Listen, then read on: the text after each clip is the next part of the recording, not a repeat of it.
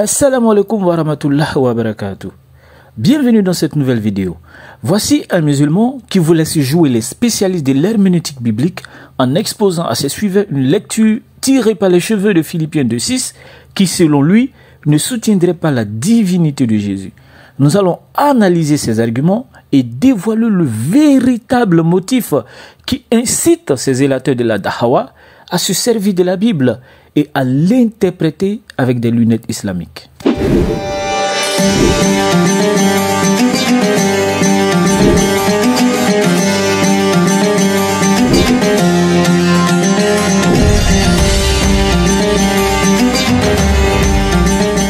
Après le désormais El Hag Ismaël Aka qui s'est cassé la figure sur ce verset avec son subjonctif présent, essayons d'écouter cet autre aventurier musulman.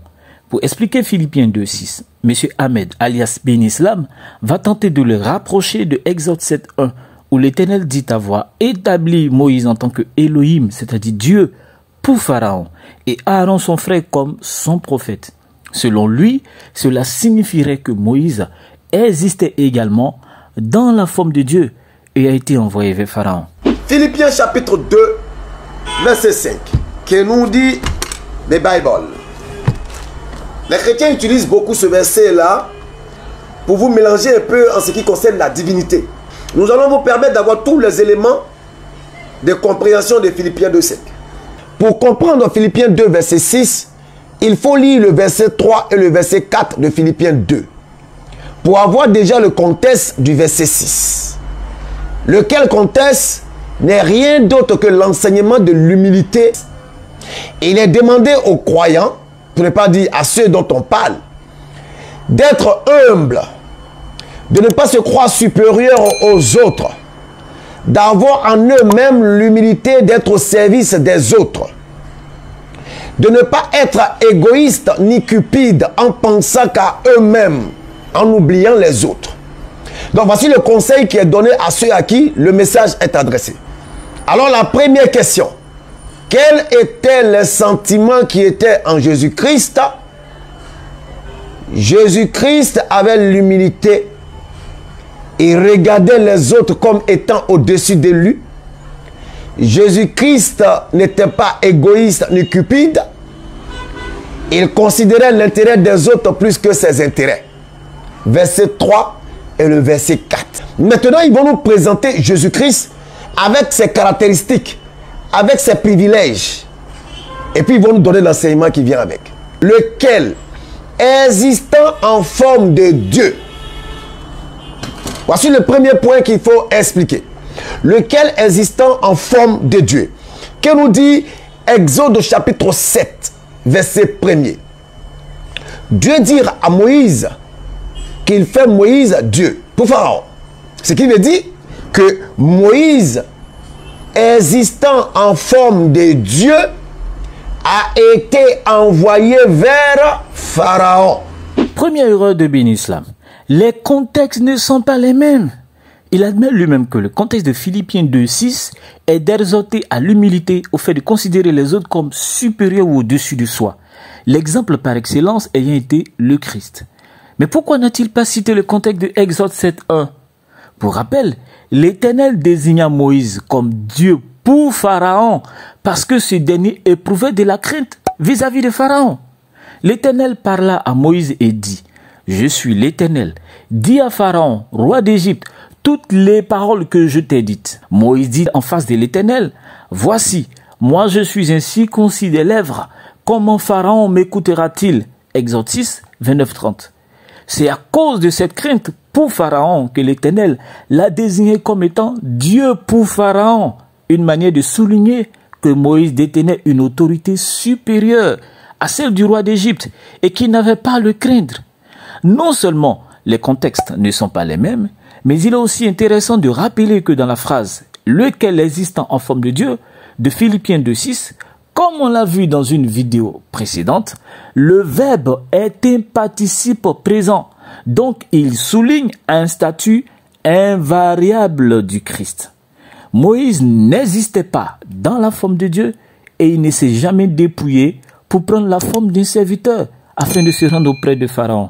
C'est une élucubration de Ben Islam Et ça n'existe pas dans la Bible. Est-ce que le fait qu'on dise que Jésus-Christ existe en forme de Dieu, ça veut dire qu'il est Dieu? Non. Qu'est-ce que ça veut donc dire? Notre érudit musulman ne donne pas la définition de l'expression en elle-même et court se réfugier en Exode 7.1, qui ne présente ni la même syntaxe, ni le même contexte. Nous allons trouver notre compréhension dans Exode chapitre 7, verset 1. Moïse a été envoyé en forme de Dieu vers Pharaon. Essayons de jouer à son jeu.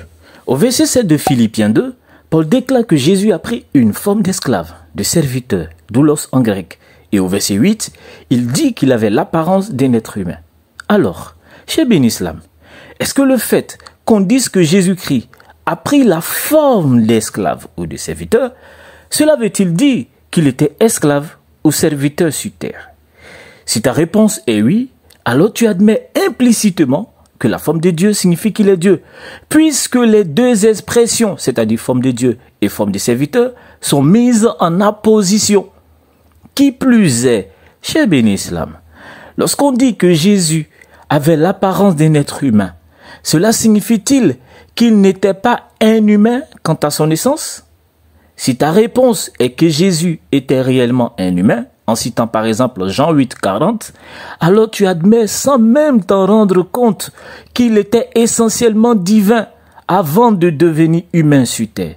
Exactement ce que confirme Jean 1.1 et Jean 1.14, deux versets sur lesquels nous allons revenir pour démasquer ce monsieur.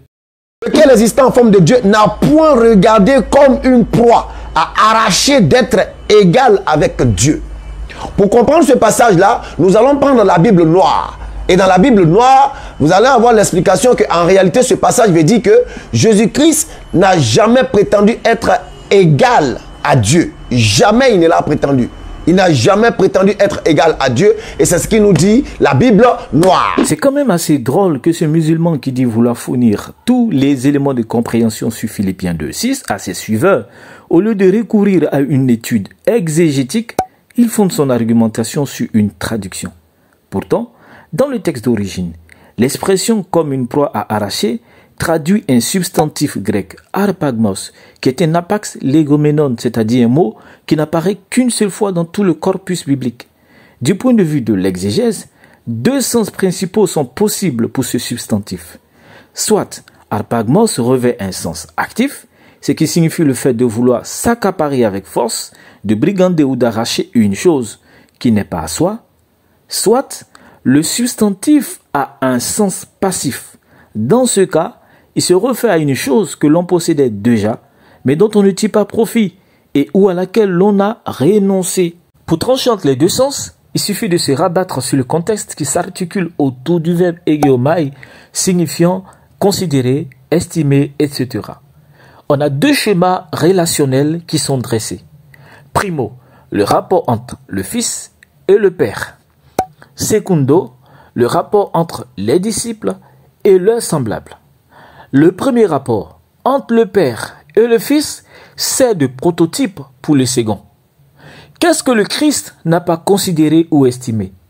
Son égalité avec le Père, tout simplement. Comme le rappelle un commentaire sur le verset par le professeur Jacques VI, l'important est que l'action du Christ consiste ici en ne pas faire quelque chose.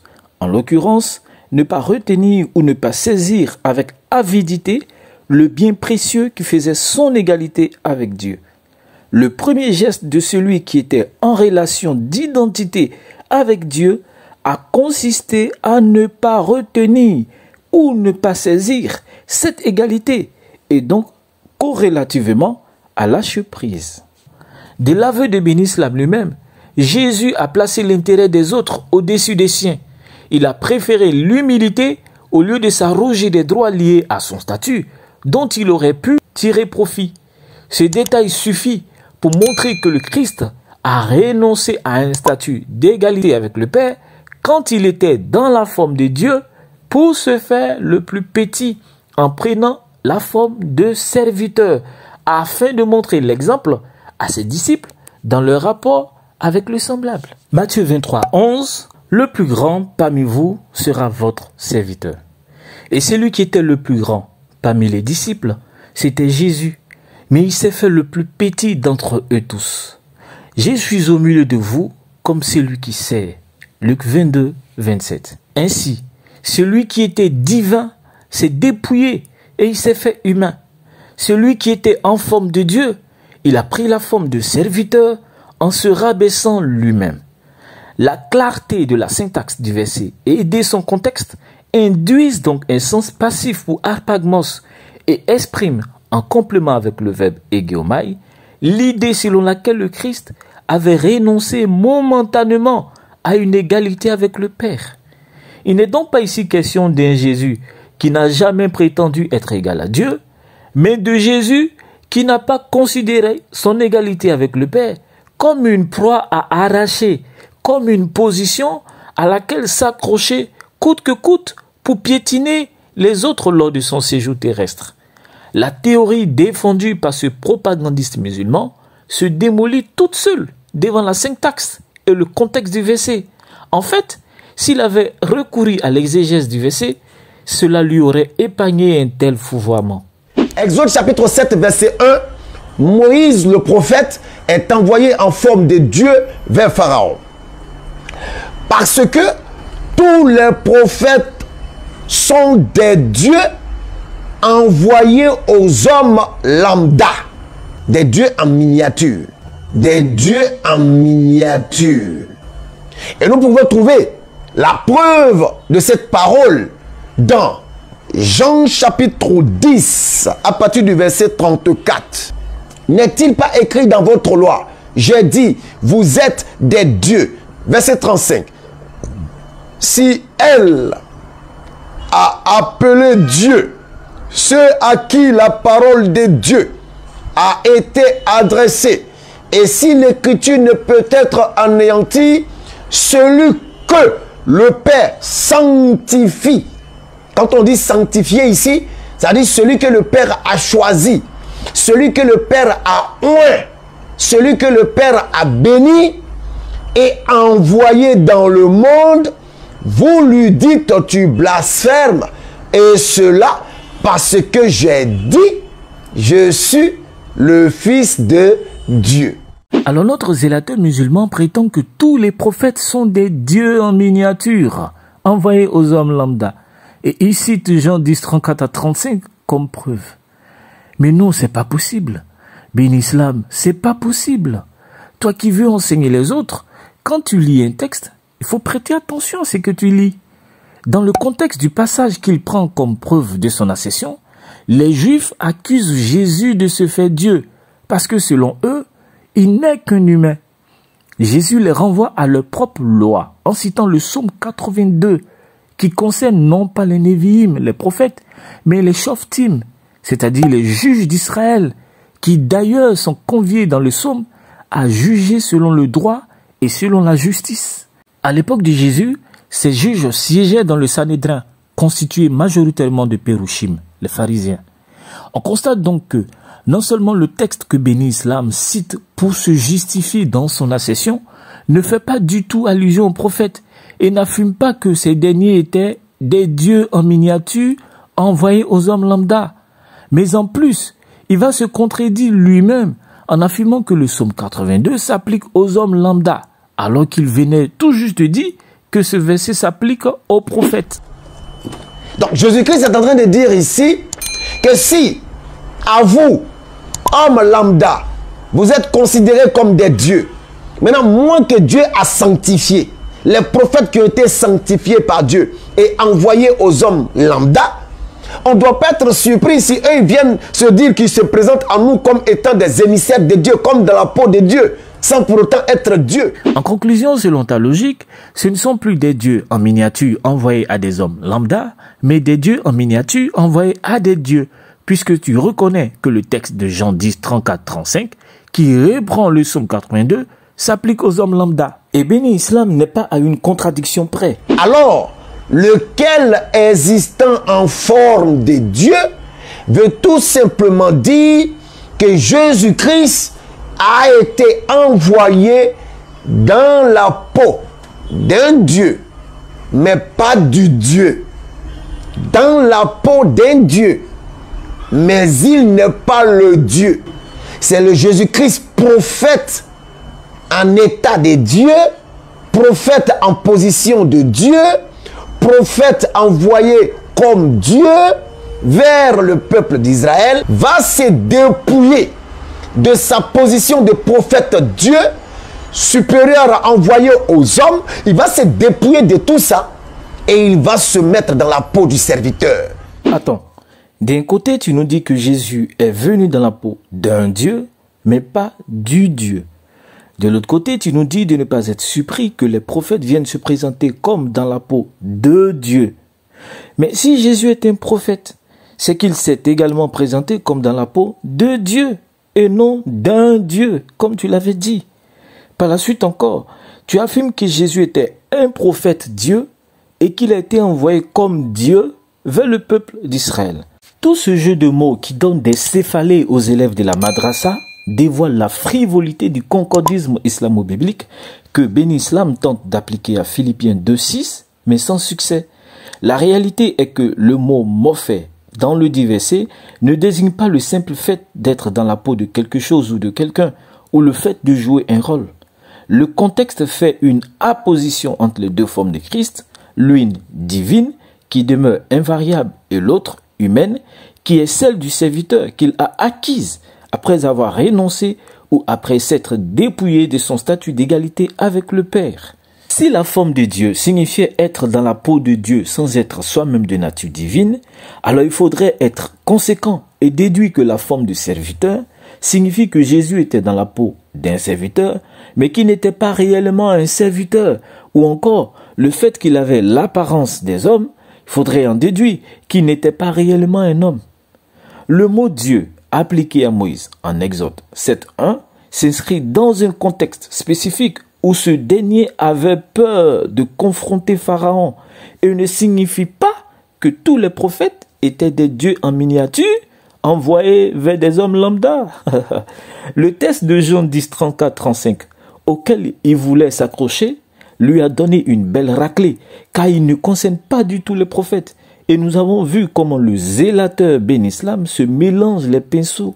En résumé, Philippiens 2.6 est l'un des textes christologiques qui plaide en faveur de la divinité de Jésus, et vouloir s'écarter de cette évidence relève de la pure incompétence à interpréter le verset.